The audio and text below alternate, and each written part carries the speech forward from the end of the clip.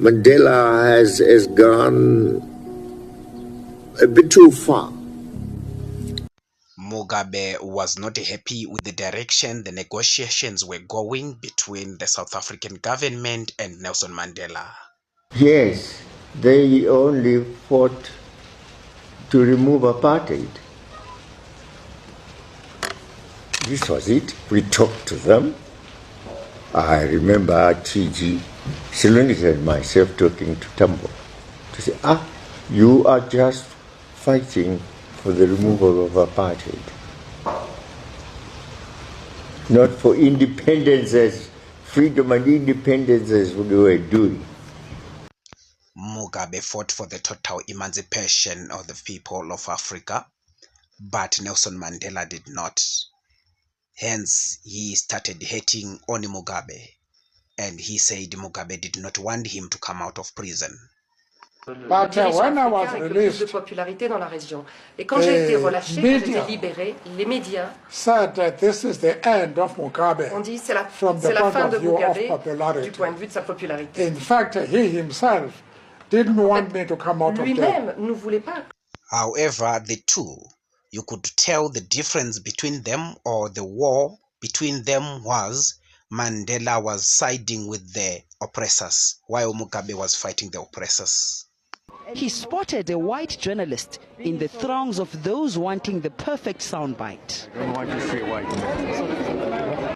Mandela's love of the white people could be displayed when he visited the United States of America, and the black people in America asked him for help, as they had helped South Africa during apartheid. But here is how he responded. They asked him, Mr. Mandela, what do you think of the problems of the suffering of black people, Africans here in America? He said, I did not come here to get involved in the internal affairs of America. What the hell do you mean, Nelson Mandela? We fought for you for 27 years to get your raggedy, rusty, dusty behind out of prison and apply pressure on the no-good South African devil government. And you come to America and say that you didn't come to get involved in the internal affairs of America? You can't speak up for us, nigga? While Nelson Mandela denied his people in the United States in favor of the whites, Winnie Mandela did not. Winnie threw her fist in the air and say this. They tell her, don't do this, Winnie. Don't you go there. Because of Winnie standing against the whites while Mandela is siding with the whites, Winnie was forced to apologize for standing against apartheid, but she refused. Desmond Tutu was the man used to force Winnie Mandela into acknowledging what she did was wrong. I was seething with rage. To this day, I ask God to forgive me for not forgiving him. He was acting there for the public, acting there for Stratcom, begging me to say I was sorry. I beg you. I beg you. Yeah, I wasn't going to say sorry as if I had been responsible for apartheid. I mean, how dare, really?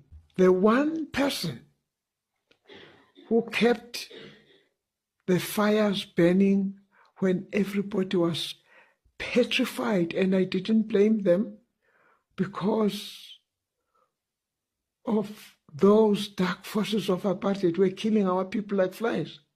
I didn't blame them. When sometimes I would shoot that fist alone, and they were too petrified. You put me on trial before the TRC. But here we see Nelson Mandela making good friends with the oppressor of his people, while Winnie Mandela was standing alone. Because you know, Mr. Kathrada, yes. He was with me in this trial. In actual fact, he is the fellow who sent me to jail. This is the man who could have had you sentenced to death. Well, that is a wrong statement, but I'll deal with that. All right. Okay. Well, that is now past. And we are now working together. Here we see Nelson Mandela happily introducing the men who sentenced him to prison. In the background, we could hear a voice of a black woman saying, "But this is the man who would have sentenced you to death." Mandela says, "Yes, but now we're working together." Now here the man being surprised, or he was being sarcastic, that you are inviting your enemy to lunch. In what other country in the world would you have the head of the government inviting someone to lunch who prosecuted him 30 years ago? Dada, it will be a dummy freedom.